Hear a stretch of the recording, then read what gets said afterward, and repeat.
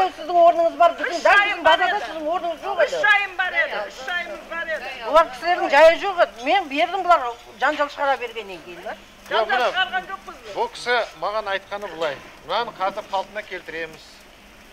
Бір жыл тегін тұрады, охрана бәрі тегін болады деп. Охрананы біз қазір роботаға тапсырма береміз, онда турласын деп. Жоқ, бұл частный найза пайзаның керегі. Роботаға 4-5 жыл дедім. Өнекен, ана көшеде тұратын столдар бар ғой? Камера. Өй жанында прожектор бар ғой? Біздің үйдің қасында мектеп қойып қойған. Сондай қойсын. Ол қандай ұры керек? Ол қайталанады.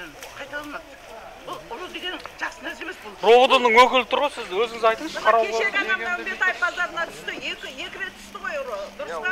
2 рет түсті қазір. Тоналғанда қар тоналып жатыр қазір. Осы жерге пост қойып беруге мүмкіншілігіңіз бар ма? Все, онда мен тапсырма беремін. Давайте, все, пост қояйық осы жерге. Роботың постын қояйық. Келсіз ба? Ертең ұрлық бірдеңке болып жүрмесін тағы. Неше пост керек, соны айтыңыздар бізге. Мен қарысын өзім шешіп беремін сіздерге. Жай мәселесі, жайды салуға да қаражатымыз болмай жатыр. Жай мәселесін тегін бердім деп асқосыз. Жерді тегін бердім, өзім салып аламыз деп келді бұл кісілер. Содан бердім оларға. Осындай ашық жерге қайтып мен мына жерде бітіріп алайын, қалған жерде көмектесе беремін, жайлап бәрін көмектесе ғой. Базарда ешқандай жоқ. Әлі дайын емес қой базар. 2-6 айға не алғанымызда мысалы осы уақытта кейін түк жоқ жерден болып жатыр ғой. Қазір кішкене сабыр сақтасаңыздаршы. Каспийімізді де тоқтатып қойды, кредиттерімізді, ломбардтарымызды тоқтатып қойды. Уже 5 ай өтіп кетті. 1 айдан кейін төлетеді, хочешь не хочешь төлетеді. Не істейміз? Базар дайын емес. Кредит алған жоқпыз. Кредиттің соңында 5 миллион беретін болып, енді соңында 1 миллион беретін болып, енді қарастырылып жатыр ол. Оны да күтейік енді. Тағы да уәдемен шектеліп, негізі былай ғой. Бұл жерде бұл кісі кәсіпкер болған екен, мына жақ сіздер де кәсіпкер болғаннан кейін бұл жерде үкімет онша неғылмау керек. Бірақ дегенмен де біз 700 миллион теңгені қазір қарастырып осыған беріп отырмыз. Ол 700 миллион теңге біз балабақша немесе мектеп соқсақ та болар еді. Бірақ сіздердің осындай қиыншылық жағдайларын түсініп, соны таратып беріп жатырмыз. Оған да тең түссін деп біреу 5 миллион алып та, біреу 1 миллион талап. Басында солай берген. Әділетсіз қой бұл. Арыс микроқаржы басшысы. Есімім Мұхит болады. Бүгінгі күнге 540 миллион теңге нақты 240 кәсіпкерге қолына қаржылай берілді. 160 кәсіпкерге 160 миллион теңге қолына шешім берілді. Апай, сізбен жаңа ғана біз 1 сағат бұрын сөйлестік, дұрыс па? Налогта қарызыңыз болды. Налогтың мәселесін шешетін болдық. 500 мың теңге қарызым бар дедіңіз. Ай сайын болса да төлейміз дедік. Налогқа бірге араласатын болдық. Мен сізге понедельник күні мәселеңіз налогтан базадан таза болған кезде шешіміңізді понедельник күні беремін дедім. 1 миллион теңге.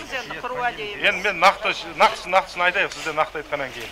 Өйткені миллион теңге заявканы өткен аптада тапсырдыңыз, налогтан қарызың шықты, понедельник күні шешіміңізді шығарамыз. Налогтан мәселеңізді шешеміз.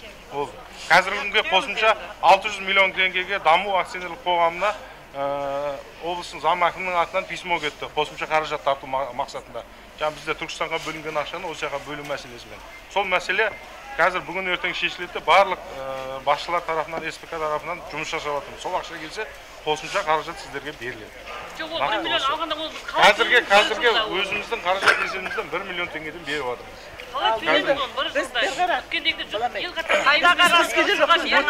Мен базарда контордан қағаз алып бардым. Бұл жерде кредит алу үшін аудан әкімінің бекіткен тізімі бар. Тізімде жоқ деп жіберіпті. Тізімде жоқ болсаңыз, ол бірінші тізімге кіруіңіз керек. Тізім қатып қойған тізім емес. Базардың ішіндегі бізге адам келеді, өтінішін жазып, біз базардың иесіне келеміз да сұрап қоямыз, сізде мына кісі істейді ме, істемейтін бе деп. Істеймін, тыңдасаңызшы, істеймін дейтін болса біз спискіге осымен 4 рет толықтырып кіргізіп бердік бұл кісілерге. Егер келетін болса біз кіргізіп беріп жатырмыз. Бірінші базардан сұраймыз, базармен шарты бар ма? Бұрын қалай жұмыс істедіңдер деп анықтаймыз да, орын анықтаймыз. Егер шынымен де жұмыс істеп жүрген адам болатын болса, оған біз кіргізіп беріп жатырмыз. Ал рас, оған қатысы жоқ адамдарда мен базарданмын деп келіп шығып жатқан адамдар бар, оларға беріп жатқан жоқпыз. Менің жолдасым базардан ысырап қойып қолынан алып бердім. Екі сол кісінің атында сіздің конторға барды. Содан кейін әкімшілікке тағы да нақтылансın. Не жоқ? Келіңіз істеп береміз оны. Мен жолдасым атында ғой. İpi жолдасым бар, ипісі керек екен деді. Маған көп емес, 5 миллионың да керек. 5 миллионды алатын болсам, оған үй қояды екен. Мен үйді алсам, күйеуім бар кете бер дейді. Мен үйді қоймаймын. Мен кредитті жида жақсы білемін. Мен алсам бір 2 миллион аламын. Оған не керек? 2 миллион мен арқай шығып кетемін 2 миллион. Апай, жарайды, түсінікті ғой. Сіздер бұл кісі істей ма базарда? Қатысы бар ма? Мен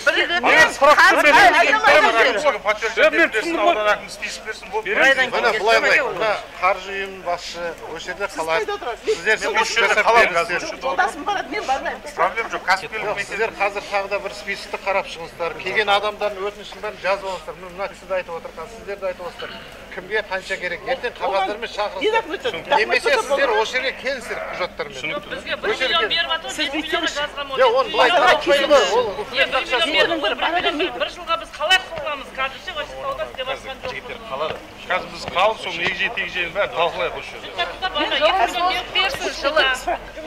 Заң бар ғой, заң бар ғой. Мен Енді бұлардың үстіне тұрылмайды ғой.